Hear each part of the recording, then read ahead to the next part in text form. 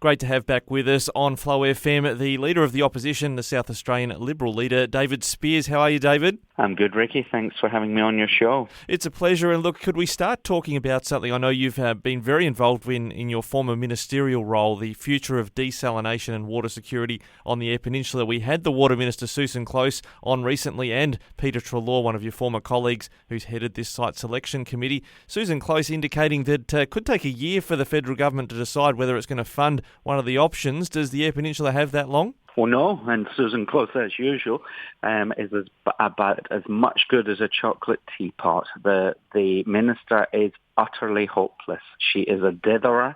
She can't make a decision, and she's selling the people of the Eyre Peninsula out. This has got nothing to do with the federal government. They are not a stakeholder. They are not a player. They are not an influencer. And for her to pass the buck to them is quite ridiculous. This project requires to go ahead. It needs to go ahead. It's vital for the economic growth and the water security of the region. And I reiterate, it has nothing to do with the federal government. It's a state piece of infrastructure. When I was water minister, I commissioned this work. Yes, it has ended up being more expensive because of the location and the increase in construction costs across the nation at the moment. But the state just needs to bite the bullet and get on with it. The federal government criteria for these infrastructure projects is going to make it pretty difficult for the Eyre Peninsula desalination plant to get funded with federal funds anyway. I think this is something we can't kick down the road too much longer. On the small chance we might get federal funding, I don't think we will. I think that's a pipe dream. This dithering minister, has to get on and make the decision. Well, I haven't noticed the same sort of hesitation from the state government, say, with how they're going to go about the final section of South Road in the city and how much they're going to spend there. Why is there seemingly a different approach to budgets? We're looking for the federal government to bail them out in a regional project, but happy to spend taxpayer money and incur debt in the city. Well, that's exactly the case. Both of these, the north-south corridor through the city and the Port Lincoln desalination plant, are major state development projects. They are both important projects. I support both of them wholeheartedly. But at the end of the day, there is some uncertainty around federal funding for the north-south corridor, but it's going on full steam ahead. And what we continually see from Labour is this really dreadful city-centric approach. We thought they might be different this time around. Not at all. And there's no one more city-centric than the inner city soy latte sipping Susan Close. She sits down there cloistered in Semaphore in Port Adelaide, doesn't listen to stakeholders, barely gets out into the regions. In fact, her most significant regional trip of recent times was to regional Ireland on the other side of the world, some 17,000 kilometres away. That's the sort of region she's spending her time in. 4 weeks she spent in Ireland. 4 weeks while the legislative minister responsible for the River Murray, Susan Close, while the river flooded, while communities went through real crisis, she was on the other side of the world looking at the wrong type of rivers, the freshwater rivers of Ireland. The woman is a disgrace. She needs to, I think she should step down on that basis, but perhaps before she steps down, she should make a decision on the Port Lincoln desalination plant. I'm passionate about this one, Ricky, because it is a big issue for that region. We need to get on with it. Yeah, speaking of regions, and you've got your Shadow Minister for Regional Population Growth, Sam Telfer, is the local member there as well. We've seen incredible population growth, not only in South Australia's regions, but in the state as a whole, according to the ComSec State of the States report out on Monday. I can't recall, in my living memory, South Australia not quite keeping up with Queensland, but the second best in the nation for population growth. Well, I support population growth. I'm actually a big advocate for it. How could I not be with an accent like mine? Because population growth will help us solve the skills and labour crisis that many businesses and organisations across South Australia, and in particular regional South Australia, are facing. When I'm out and about in the regions, and I do a major regional trip every fortnight, been in Port Lincoln and the Murraylands and Kangaroo Island in the last 10 days, and the big message I get from any of these communities is we need more skills, we need more labour, and related to that, we need more housing. That's a bit of a chicken and an egg scenario, and there's challenges there.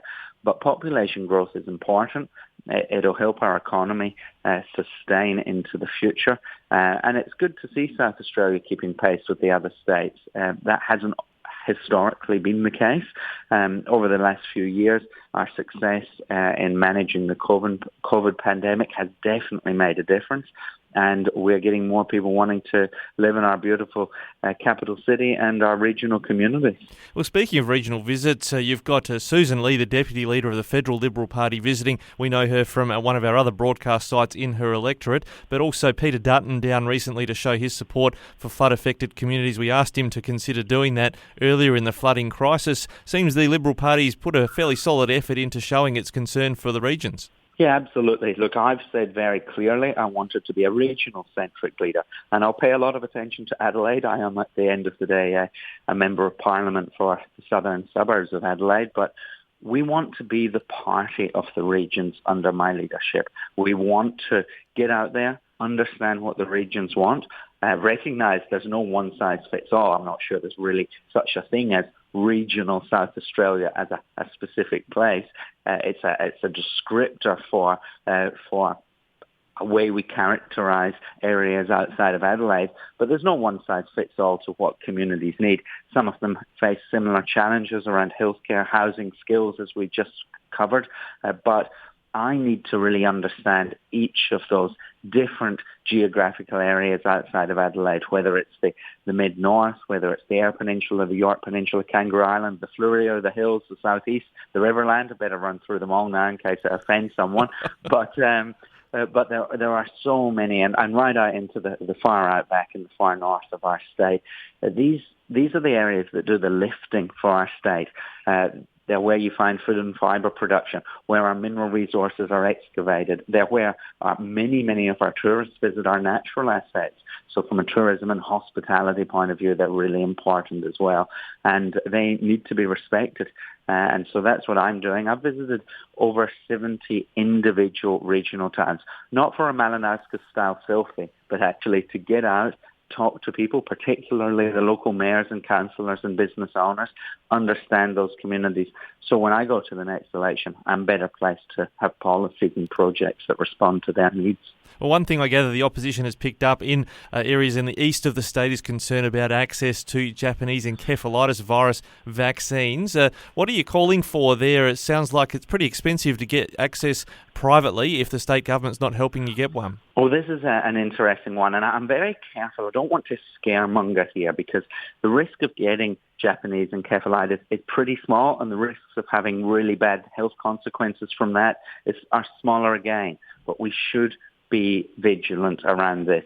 The Riverland and Murraylands communities have much higher risk because of sitting water. It means there'll be more mosquitoes than there have been in living memory for most people in those regions. These mosquitoes will carry Japanese encephalitis, and there is the risk of getting bitten. The vaccines have been extremely hard to get. The state government failed to stockpile them and has failed to source them. And as a consequence, it's got a very restrictive criteria around getting a vaccine. And that criteria is based around postcodes and where your home is registered as. So this becomes difficult with shack communities. Many shack communities are registered by Adelaide owners. Often you've got permanent residents there who may not be the actual owners. They might stay there in a property owned by their parents or another family member, and they find themselves not necessarily being able to access the vaccines. The other thing that we know is many people from metropolitan Adelaide will be travelling up to help with the clean-up, help family members, help rebuild shacks. We'll need tradies to get up there as well. And we need these people to have access to the vaccine as well, so that the clean-up happens as fast and as efficiently as possible. So we are very concerned about this very tight criteria.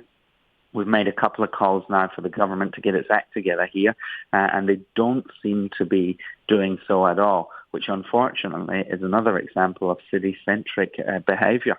Well, David Speirs, we'll see what the state government's got to say about a number of those topics that we've discussed here on Flow. Thanks so much for joining us today. Thanks for having me, Ricky.